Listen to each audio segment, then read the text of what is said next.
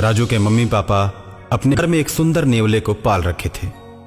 राजू हमेशा नेवले के साथ खेला करता था और नेवला भी राजू का बहुत ही अच्छा दोस्त बन गया था। राजू घर से बाहर जाता तो नेवला भी उसके साथ चला जाता था। राजू के घर के पास एक पीपल का बड़ा सा पेड़ था जिसके नीचे एक विषैला सांप रहता था। सांप बड़ा ही बदमाश था, आते जाते लोगों को काट दिया करता था। उसके काटने से लोगों के शरीर में जहर फैल जाता था और लोग मर जाते थे। और इस तरह उस सांप ने उस रास्ते पर आतंक का माहौल पैदा कर रखा था। लोगों ने राहगीरों को बचाने के लिए पेड़ पर एक तख्ती लिखकर टांग दी थी और उस तख्ती में लिखा था, कृपया सांप से सावधान रहें। आसपास के लोग सांप के डर से हाथ में डंडे लेकर जाया करते थे।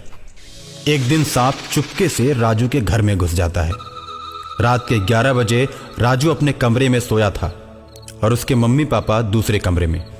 नेवला राजू के साथ सोया था। नेवला रात में भी हमेशा चौकन्ना रहता था। सांप राजू के कमरे में घुस जाता है और जैसे ही राजू को काटने की कोशिश करता है, नेवला सांप की गर्दन को पकड़ लेता है। दोनों में भीषण लड़ाई होती है और अंत में नेवला सांप को मार देता है। सांप का खून घर के दरवाजे से बाहर की ओर आने लगता है। राजू दरवाजा बंद करके सोया है। उसके मम्मी पापा दरवाजे के बाहर खून देखते हैं तो सोच में पड़ जाते हैं। उन्हें लगता है कि राजू को किसी ने मार दिया। वो लोग दरवाजे को पीटते हैं, लेकिन गहरी नींद में सोया राजू जग नहीं पाता। नेवला किसी तरह दरवाजे को खोलता है और बाहर आता है। राजू के मम्मी पापा मन में ये सोचते हैं कि नेवले ने ही मेरे बच्चे को मार दिया। इस तरह का विचार आते ही वे दोनों नेवले को पीट पीट कर मार देते हैं। नेवला वहीं तड़प कर दम तोड़ देता है। नेवले की कराह और मम्मी पापा के चिल्लाने की आवाज सुनकर राजू जग जाता है और अपनी मां से बोलता है, मम्मी सुबह सुबह क्यों चिल्ला रही हो? क्या हो गया? राजू की मम्मी उसकी आवाज सुनकर अवाक रह जाती है। उसको अपने गोद में उठाकर उसका माथा चूम लेती है। राजू के पापा भी कमरे में प्रवेश करते हैं। कमरे की लाइट ऑन करते हैं तो देखते हैं कि वहां पर सांप मरा पड़ा है और उसका खून दरवाजे के बाहर तक आया है। शालिनी, देखो ना, इधर सांप मरा पड़ा है। अरे ये तो बहुत ही विषैला सांप लग रहा है। मम्मी, मेरा नेवला कहाँ है? मैं रात को जब सोया तो ये सांप मुझे काटने के लिए आया था। नेवला भैया ने सांप को पकड़ लिया और दोनों में खूब लड़ाई हुई।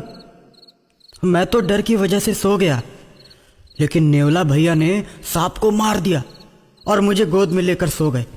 राजू की बात को सुनकर उसके मम्मी पापा दंग रह जाते हैं और मन में सोचते हैं कि हम लोगों ने बहुत बड़ी गलती कर दी। जिसने मेरे बच्चे की जान बचाई, हमने उसी की हत्या कर दी। और मरे हुए नेवले को देखकर राजू रोने लगता है। किसने मारा मेरे दोस्त नेवले को? किसने मारा? राजू के मम्मी पापा उसकी बातों का कोई जवाब नहीं देते और अंदर ही अंदर अपने किए पर पछताते रहते हैं। ऐसे ही कई दिन बीत जाते हैं। राजू हमेशा नेवले के बारे में सोचता रहता है। रास्ते में अक्सर ही दोस्तों से अपने नेवले के बारे में बात किया करता था। अकाल मृत्यु के चलते नेवला और सांप दोनों प्रेत आत्माएं बन जाते हैं। नेवले की आत्मा हमेशा राजू के इर्द गिर्द घूमती रहती है और एक दिन रात को राजू के पास नेवले की आत्मा प्रकट होती है और राजू से कहती है, तुम्हारे मम्मी पापा ने मुझे पीट पीट कर मार डाला। इस बात का मुझे बड़ा ही दुख है। मेरी आत्मा भटकती रहती है। सांप भी अकाल मृत्यु के चलते भूत बन गया है। वो तुम पर हमला कर सकता है, लेकिन तुम मेरे अच्छे दोस्त हो, इसलिए मैं उससे तुमको बचाने के लिए हमेशा तुम्हारे साथ ही रहता हूं। राजू नेवले की आत्मा से प्रेम करने लगता है और नेवले की बात सुनकर मम्मी पापा से रूठ जाता है। जब उसे मनाने की कोशिश वो दोनों करते हैं और तरह तरह के खिलौने राजू को लाकर देते हैं। मेरे दोस्त नेवले को तुम दोनों ने पीट पीट कर मार डाला। तुम दोनों गंदे मम्मी पापा हो। अब मैं किसी से दोस्ती नहीं करूंगा। तुम मेरे दोस्तों को भी पीट पीट कर मार डालोगे। तुम हमें अकेले देखना पसंद करते हो, मेरे दोस्तों को बिल्कुल पसंद नहीं करते, इसलिए मैं भी तुम लोगों को पसंद नहीं करूंगा। जाओ, मैं तुम लोगों से बात नहीं करता। नहीं राजू, खून देखकर हमने सोचा कि नेवले ने तुम्हें मार दिया है। इस भूल में हमने गलती कर दी। नहीं राजू, मम्मी पापा को ऐसा नहीं बोलते।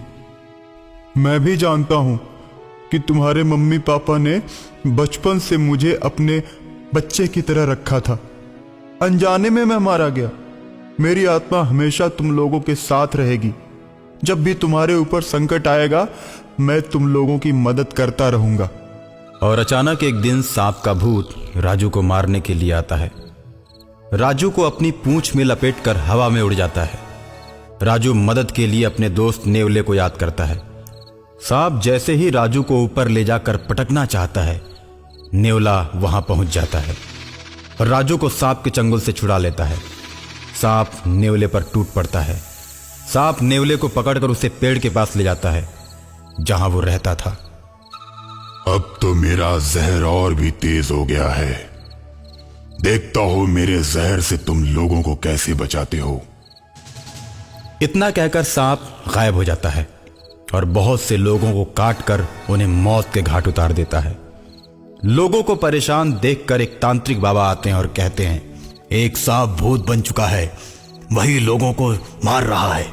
बाबा, हमें उस सांप के प्रकोप से बचाइए, नहीं तो वो हम सबको मार देगा। तुम लोग परेशान मत हो। ऐसा कहकर तांत्रिक बाबा बीन बजाने लगते हैं।